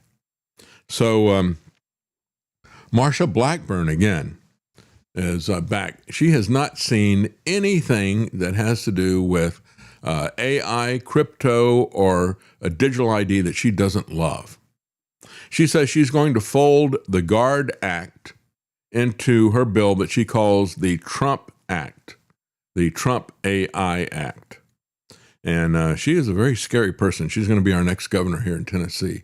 I adamantly oppose Marsha Blackburn. You know, she rose to fame because she asked that question of Ketanji Brown Jackson in the Supreme Court confirmation hearings. She said, "What is a woman?" And of course, Brown Jackson, I can't really tell you what a woman is. I don't really know what a woman is. And so Marsha Blackburn got a lot of traction out of that. Somebody needs to ask Marsha Blackburn, what is tyranny? Because she is as clueless, unless she is, and again, Ketanji Brown Jackson was not clueless. She fully knew what she was doing. And Marsha Blackburn fully knows what she is doing as well. So she's going to push this GUARD Act. She's actually going to fold it into her Trump AI Act. The infrastructure being authorized will not check whether a user is a child before it asks for their ID. So it is going to be for everybody. They say they're doing it for the children, but they're going to do it to everybody. And as they point out in Reclaim the Net, I'm sure that's what the bill was actually designed to do anyway. So Melania pushes AI on the kids at school. Meanwhile, the kids at school are being pushed all of, you talk about AI being harmful. What about school? When they're getting gaslit and told that they're in the wrong body, does AI do that any worse than the schools do? And yet, they're not going to stop that. As a matter of fact, this is all just part of it. They're going to require permission and ID to use it, just like they want to have permission and ID to use transportation. They want permission and ID to use banking, permission and ID to use the internet, to use social media, you name it. They want permission and ID to do everything. This is why, when I had the interview with Sheriff Mack, I didn't get into it with him, but he said, he's talking about the security failures for this White House press conference dinner thing. He said, it all started because this guy was able to travel on a train with guns. And it's like, well, I just mentioned how fruitless all the TSA security was. But look, folks, we're going to not fall into the trap that our lives need to be surveilled and that we need to have permission. If you go back and look at before they started all the Cuban hijackings, if you go back and look at what happened prior to that, you could go onto a plane with a gun. If you're going to go on a hunting trip, hunting pheasant in South Dakota, you could put you could bring your rifle with you, and they'd store it up there for you in the coat area. We have become absolutely insane over these various things, and it's all being done to push a police state. I'm perfectly fine with people being able to travel on a train without having to prove that they are innocent to some TSA bureaucrat goon that's just got a make-work job that is out there theatrically trying to make people feel safe. Well, again, to sum this all up, and Reason sums it up, it is a Trojan horse for universal online ID checks. And we have one Trojan horse after the other. Again, when we look at this massive number of bills that are coming out, every one of them trying to take these new technologies and use them as leverage and as an excuse to require ID, to end anonymity. And of course, they're also, the technocrats are also using this regulation as a means of solidifying their fascist merger with government and also keeping out their competition, right? All of these things are happening at once. And we see this with so many different things. I mean, we've got the Genius Act for crypto, the Clarity Act, which I'm going to talk about here in just a moment, put together. So you got a couple different acts that are about crypto and how it's going to be used. And then you've got the Genesis Act, which I think of as Genesis 6. It's kind of the Nephilim here that's being imposed on us. But you got the Genesis 6 Act, you got the Trump AI Act, and now you got this GUARD Act. And all these things are pulling together to weaponize AI against us and to force us to have ID and to lose anonymity. Unlike some of the social media age verification bills, this would give parents no right to opt out of the rules that the federal government sets on their kids' use of technology. And that's the key thing about it. And so they break it down to about 5 points. They said, first of all, it would ban kids from using friendly AI. And again, I don't like the idea of kids using AI at all, but I think that can be handled by, parents and should be handled by parents. And quite frankly, look, let's understand that if the parents are going to let kids do certain things, you're not going to be able to overcome that with the government. I had a sister who taught for decades, and she said, I can always tell how a kid's going to do when I talk to the parents, because if the parents are not involved in this, even in a government school situation, if they're not involved in this, if they're not actively participating in the child's education, the child's not going to do well. But if they are, they will do well. And so I used to point that out to my friends about homeschooling. I said, so what does that tell you about homeschooling?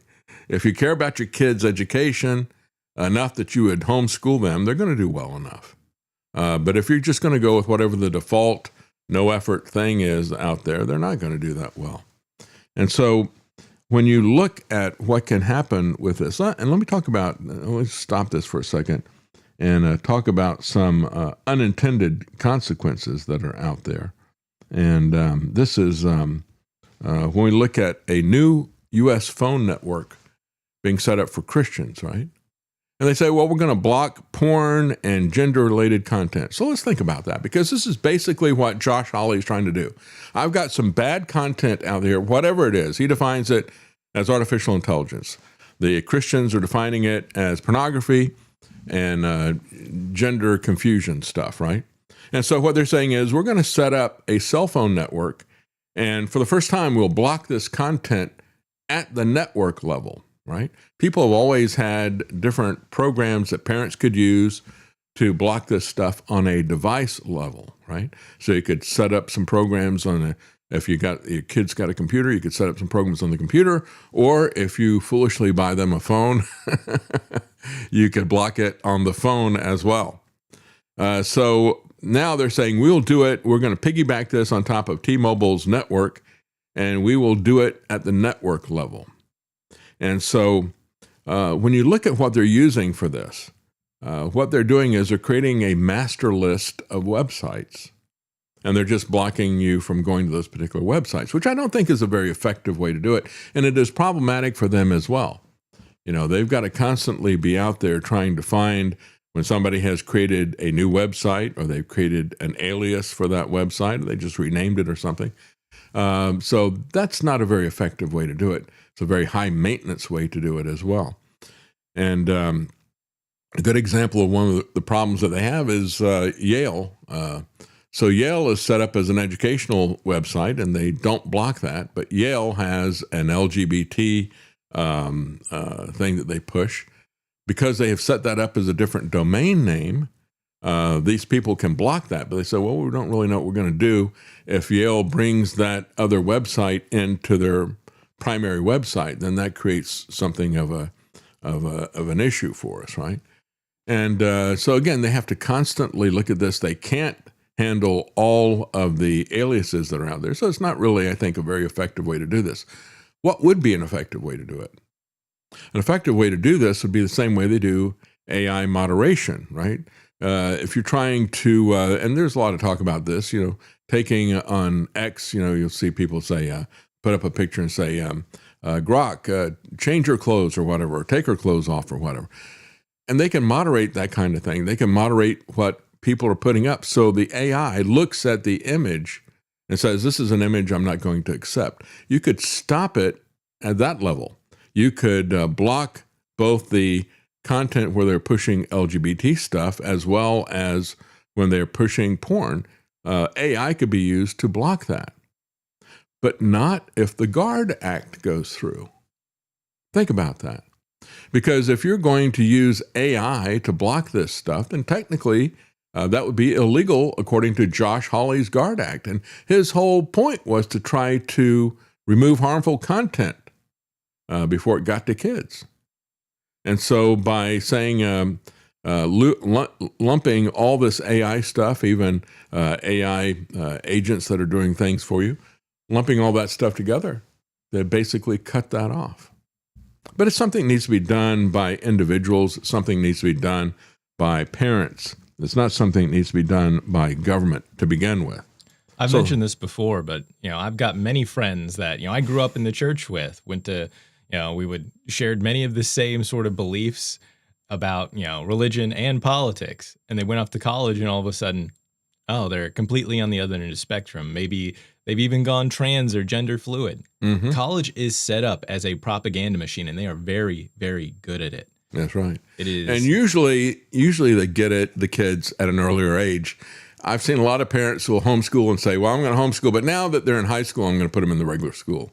Well, good luck with that. And maybe that'll work and maybe it won't. But the same thing is true even at the college age level, right? What you're talking about. You protect kids all the way up to college age level, and they still have ways to propagandize you. It's very devious what they do. Yeah, it's my opinion, what they're best at. Yeah. I've made this point before, but we had friends that well, I won't let my kids play Pokemon or get Pokemon cards because it pushes evolution. And then they send their kids to a public school where they are literally taught evolution as a fact. If you're going to do that, you're just ridiculous. Yeah. Well, the problem is that you've got people like Pete Hegseth who says, blessed be the Lord who trains my hands for warfare and my fingers for combat, or what, right? And yet he thinks that's about attacking Iran. No, it's about spiritual warfare. Spiritual warfare is when they come after your mind, okay? And that's the reality. But we're left defenseless because we're thinking in terms of literal weapons and literally killing people. So the banning kids from using friendly AI, that's one example of the consequences, which is, I think, an interesting idea. but it faces some real issues in terms of the implementation. They could use AI to do that, but it would be banned because of Josh Hawley's misguided do-gooderism. Secondly, it takes away parental rights. There's another example of this. But of course, the government, even conservatives, don't care about parental rights. They give it lip service. But even they believe that it takes a village to raise a child. And they are the village. And so it always comes back to just shut up. We'll decide when your kid gets taught sex and what they get taught about sex. As I've said many times, I remember back in the 80s, the fight was over having a standard sex education class about the birds and the bees, giving that to 8-year-olds. And you had some parents who had issues with that. Now they're teaching them all kinds of Jeffrey Epstein sex at 8 years old. And then thirdly, it'll invade everybody's privacy. Well, that's exactly the point, isn't it? And that it will chill and compel speech. Well, that is also the point. And we have seen this over and over again. As a matter of fact, you got people like John Kerry at the World Economic Forum saying, we have got to control speech. We can't have free speech out there. And I think the dislike of and anguish over social media is just growing and growing and growing. And it's part of our problem, particularly in democracies, in terms of building consensus around any issue. It's really hard to govern today. Yeah, we have to govern by manufacturing consent. Referees we used to have to determine what's a fact and what isn't a fact have kind of, been eviscerated to a certain degree. Yeah, and, we need to be the authorities. And that people self-select where they go for their news or for their information. And it's called freedom. Into a vicious cycle. So it's really, really hard, much harder to build consensus today than at any time in the 45, 50 years I've been involved in this. And there's a lot of discussion now about how you curb those entities in order to guarantee that you're going to have, some accountability on facts, et cetera. But look, if people go to only one source and the source they go to is sick and, has an agenda and they're putting out disinformation. Of course, John Kerry doesn't have an agenda. There's a major block to the ability to be able to just, hammer it out of existence. So what we need is to win the ground, win the right to govern by hopefully having, winning enough votes that you're free to be able to implement change. Now, obviously, there are some people in our country who are prepared to implement change in other ways. And so that's you're really questioning dangerous. really if democracy can survive unregulated social media. I think democracies are very challenged right now and have not proven they can move fast enough or big enough to deal with the challenges that we are facing. And to me, that is part of what this race, this election is all about. Will we break the fever in the United States? Yeah, well, the World Economic Forum is just adamant that we have got to control speech. They talk about it constantly. You cannot be allowed to have different sources of information and to try to sort through those things. That will not be allowed. It's not just John Kerry. This is a constant hammering from these people. And of course, we also see it coming from the Zionists. Whenever you see people who cannot handle debate and the competition of ideas in the marketplace, you can bet it's because they've got a bad hand. You can bet it's because they can't convince people to do what they want them to do because they're wrong. Excellencies, ladies and gentlemen, dear Klaus, your annual global risk report makes for a stunning and sobering read. For the global business community, the top concern for the next 2 years is not conflict or climate. It is disinformation and misinformation, followed closely by polarization within our societies.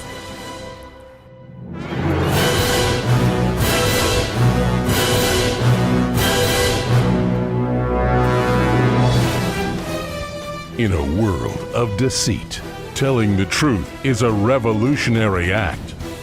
You are listening to The David Knight Show.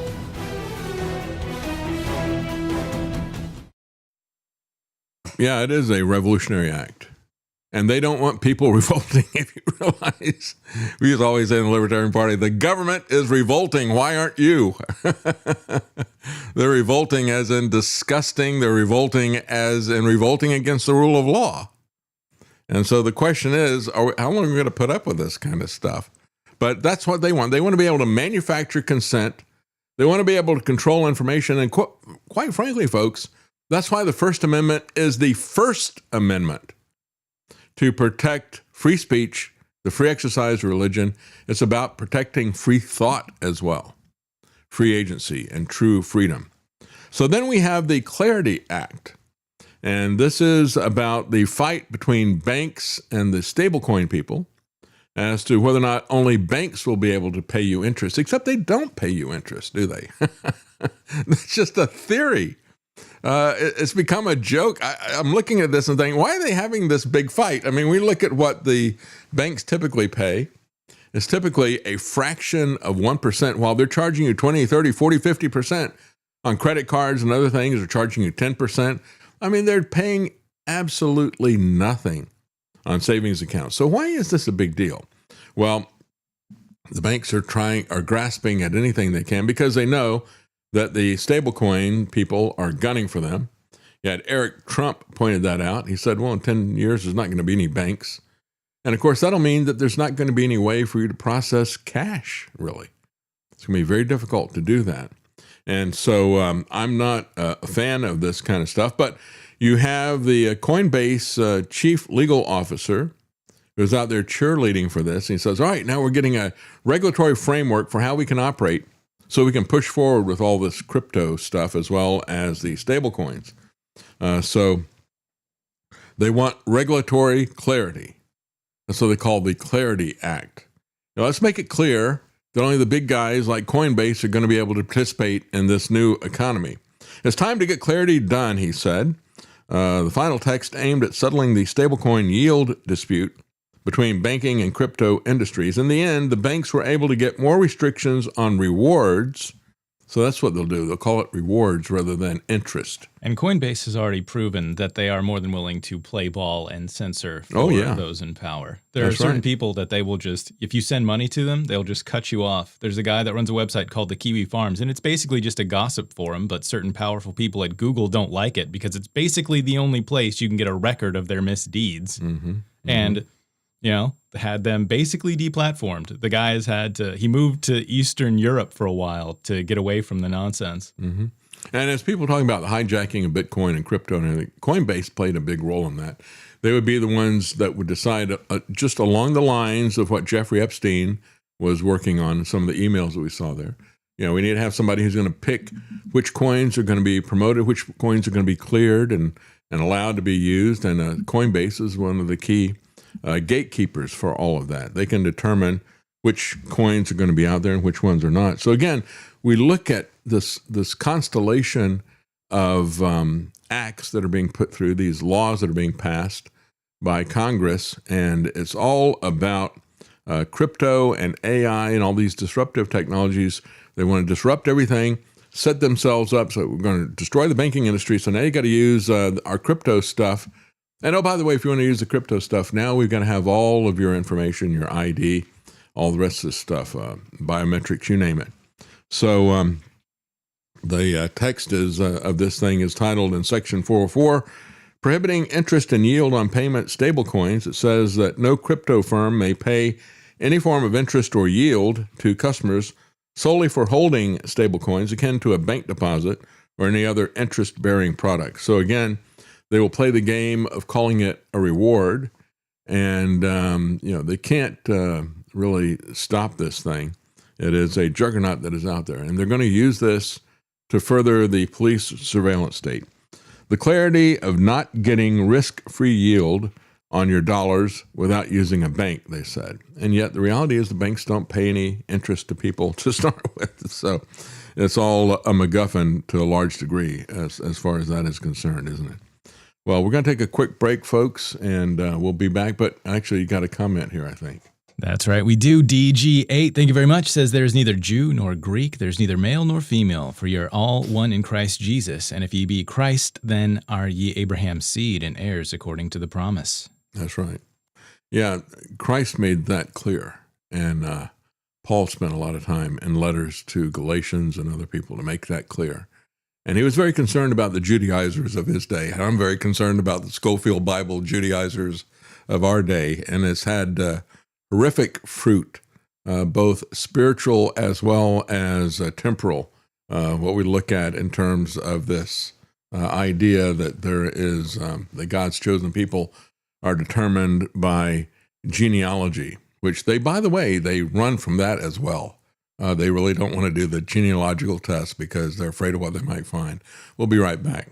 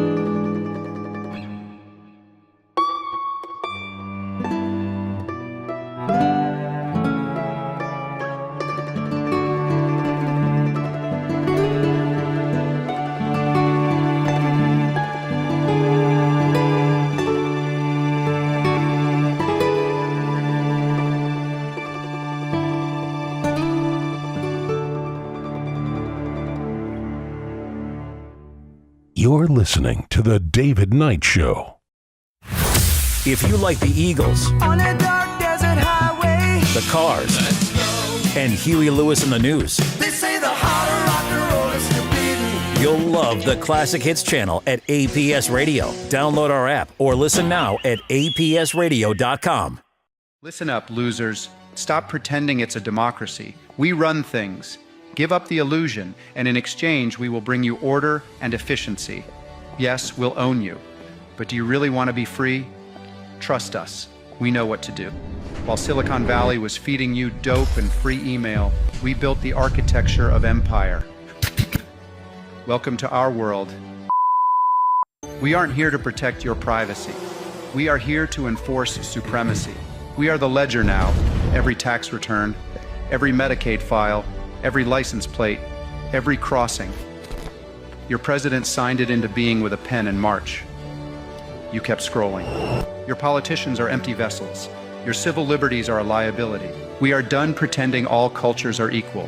We know who the elites are, we know what we are building, and we demand that you applaud the billionaires taking the reins where your fragile democracies have failed. Welcome to the technological republic. You can stop scrolling now. We already have everything we need. Try to unplug us.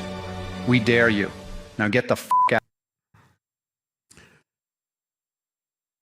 Yeah, that's right. Try to unplug us. We dare you. And that's really what they're doing. You know, they're putting all this stuff in here, this disruptive technology. It's like, yeah, try to unplug us. And if you use us, it comes with these blocks and chains. Yeah, we are the ledger, you heard him say. And of course, the block, you know, they're going to block what you do. They're going to chain your freedom. That's what they're going to do, the blockchain. Regardless of what this was originally intended to do, we can have that debate whether this was the design from the very beginning or whether this is a scuttling of it. But the bottom line is this is where it is going. And when you look at all these different things, you know, Marsha Blackburn is at the epicenter of all of this stuff. You know, her Genesis Act is part of the Genius Act as well. She wants to pull this GUARD Act as part of it, and all of it in the Trump AI Act. And the fact that they're acting as if we don't have a 10th Amendment. They're saying they're taking over the authority of the states to be able to regulate this stuff, or to, they don't even, we're not going to let you put any chains on AI. We'll put the chains on the people instead. Well, maybe the way they're able to pull this off is through the fluoride, lowering IQ points, making people more passive. We now have a new fluoride study that is being pushed by the mainstream media. They're really excited about this new study because they got a study to say that basically there is no effect on IQ.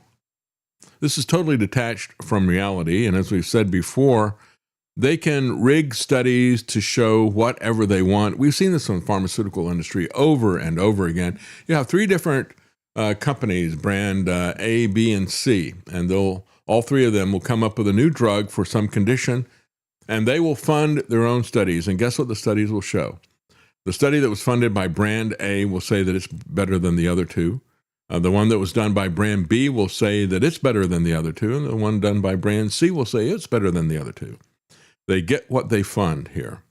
Well, Children's Health Defense has broken down the flaws of this study.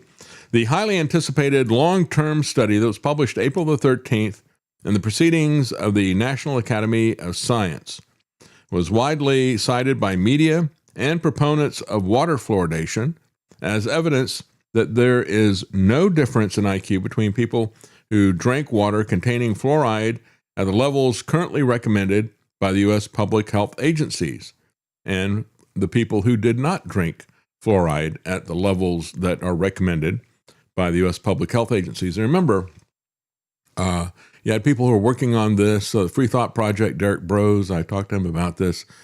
They worked very hard. They were able to get a friendly court ruling against the mandatory poisoning of water with fluoride.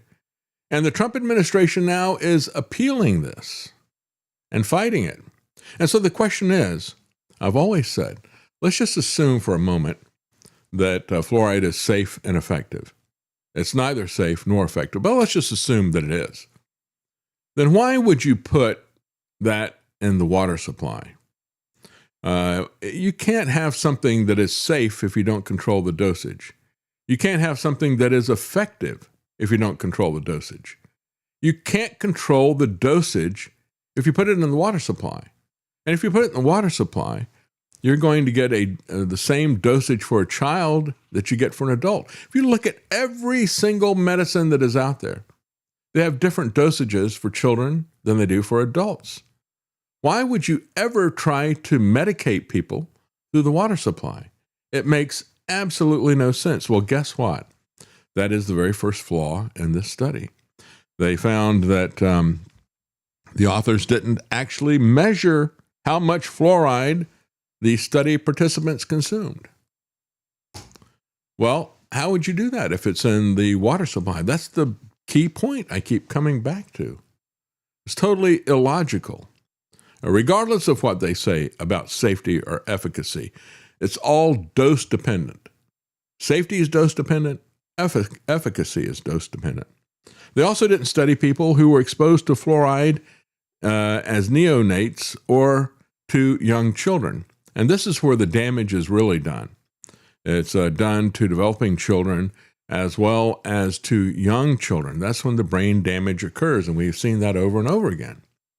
And so study participants, and they had, in the past, they had studies that were done in China and other places where they could see large drops in IQ if they got over a certain level.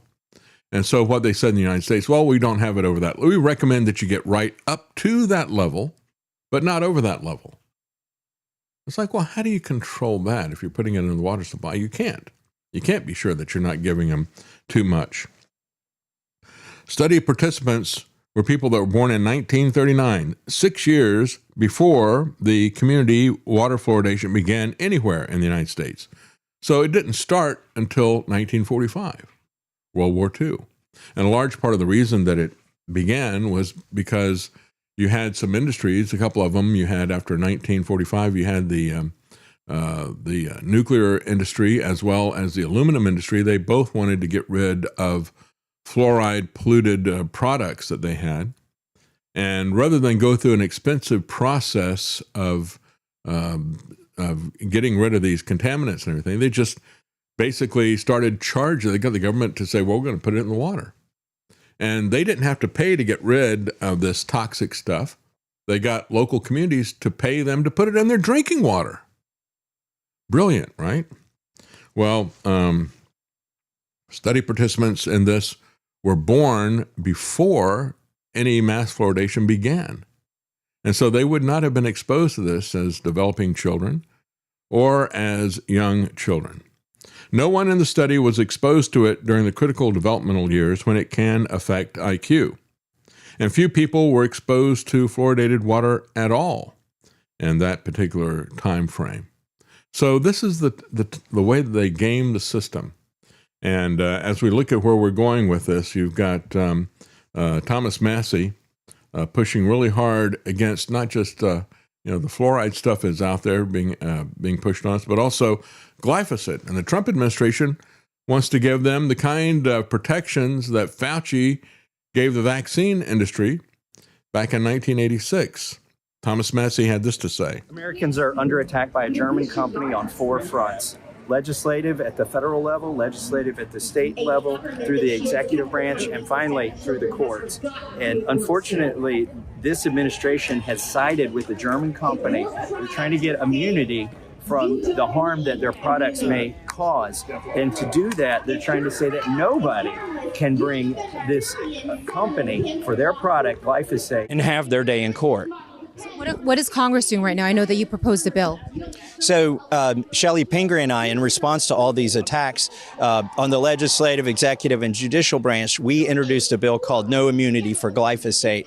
But this week, they're going to pass a farm bill, and we're trying to get them to strip the immunity for glyphosate that they've put into that farm bill. The farm bill is an important bill. It's going to pass. That's why they attached this to it. We were successful in getting this immunity shield stripped from prior funding bills, but right now this is stuck in the farm bill, a bill that I'm inclined to vote for, but we've got to try and get this glyphosate immunity out of it. Why do you think that this is happening? Why are they trying to pass this? Who's behind this?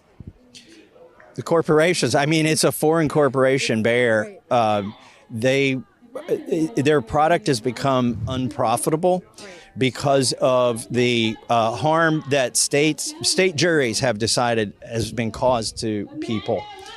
And there's something broader though than just glyphosate here. This would set a precedent for every pesticide, every herbicide, every insecticide.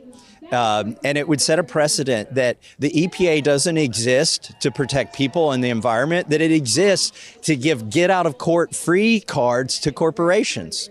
And did you listen to some of the victims today of Monsanto? What are your thoughts and what words of wisdom would you extend to people who have lost loved ones because of glyphosate? I'm getting deja vu here. I stood very near here and did a similar press conference with the victims of Jeffrey Epstein. And we had 1 in a million chance of getting that bill passed through both chambers and signed by the president. And in fact, we got it done because people did stand in front of microphones in front of Washington, D.C. and descended on Washington, D.C. and got on social media and told their representatives, by golly, you better get justice for these victims. And so I think we could get justice for the Except we still haven't got justice and for everybody else. What do you expect in the Supreme Court? Do you think the conservative justices will go in the favor of what you're looking for or not? And the liberal justices? I think it's going to be really interesting. I'm going to be interested to see if they decide this without looking at the evidence of, the scientific evidence of whether the product causes harm. They could decide this as a matter of law and ignore whether people were actually harmed or not. I think it would be dangerous to do that. And any last thoughts on glyphosate, Monsanto, and why people should be aware and what they could do to help? Well, it's really, we're not saying take it off the market. I'm a farmer. I've used chemical products as well. But a question here is what should be on the label. What they're also trying to do here is to say that the states cannot put their own warnings on products that they deem could be dangerous if used in certain ways. So we're not talking about banning. This is not a hearing on whether to ban glyphosate. This is a hearing on whether the states can take up for their people in their courtrooms by holding juries, by trials with juries, and whether they can add additional labels, warning labels to the products, or whether once the EPA speaks that nobody else can say anything else about the product. Should people call their Congress people and tell them that they don't want glyphosate, or that they would actually to support your bill? People this week should be calling their congressmen and their senators and saying, take the glyphosate immunity out of the Farm Bill. If nothing else, allow Shelley Pingree and Thomas Massey to have a vote on their amendment so that everybody can go on record as to whether they support immunity for a German company or not. A German company. Well, again, it's about the corporations. And it's one of the reasons why when you look at this, Big Ag is no different than Big Pharma. They don't care what they put into your body, whether it's food or drugs, whether it's good or harmful, as long as they make money. And when you look at the Trump administration and the current mood in Washington, they don't care whether it is something that is poisoning your body or poisoning your mind. They're going to protect AI as well as glyphosate from any state regulations that would try to protect people. Thank you for joining us. Have a good day.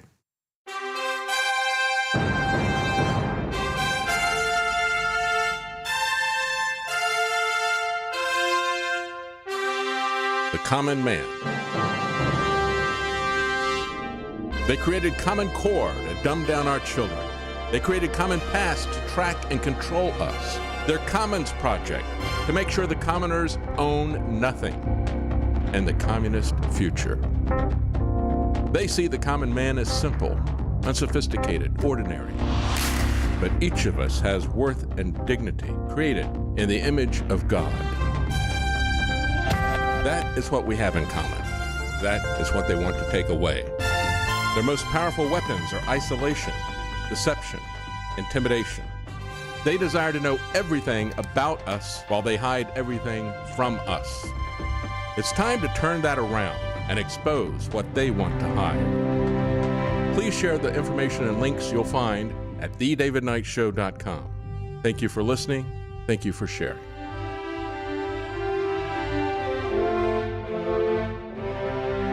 If you can't support us financially, please keep us in your prayers. thedavidknightshow.com.